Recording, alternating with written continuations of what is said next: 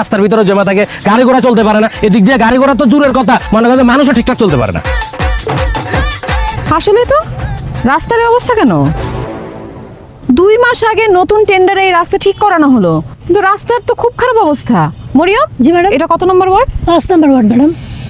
5 নম্বর word না মিজান সাহেবের? কি ব্যাপার মিজান সাহেব, আপনার ওয়ার্ড আর রাস্তার এই অবস্থা কেন? আরে আমারই ঠাই ম্যাডাম, ওই আমি ওয়ার্ডের মেম্বার হলেও এই রাস্তার কাজের টেন্ডার পাইছে এই বসি সাহেব। এই ব্যাপারে আপনি যা কিছু জিজ্ঞেস করার ওনারা করতে পারেন, উনি আপনার খুব সুন্দর করে বুঝাই বলতে পারবেন। কি ব্যাপার বশির সাহেব, মাত্র 2 মাস আগে রাস্তার কাজ করা হয়েছে, এখনই রাস্তার এই অবস্থা কেন? ম্যাডাম, রাস্তা কিন্তু ঠিকঠাকই বানাইছিলাম, কপাল এত খারাপ। রাস্তা বানানোর পর থেকে ঝড় তুফান, বৃষ্টি, জলোচ্ছ্বাস, টর্নেডো, সাইক্লোন যা আছে বন্যা হয়ে পুরো রাস্তা দেখেন ভাঙ্গে চুরে কি অবস্থা। তাছাড়া ম্যাডাম, রাস্তা করছি রিক্সা চলাচল করবো, মানুষ হাঁটবো, তা না করে এখানে বড় বড় হাইওয়ে, বাস, ট্রাক, ট্রেন যা পারছে সব চলছে। একটা রাস্তা, সামান্য রাস্তা এত বড় বড় জিনিসের ওয়েট নিতে পারে? ভেঙে গেছে। চুপ করেন, আপনার কি মাথা ঠিক আছে?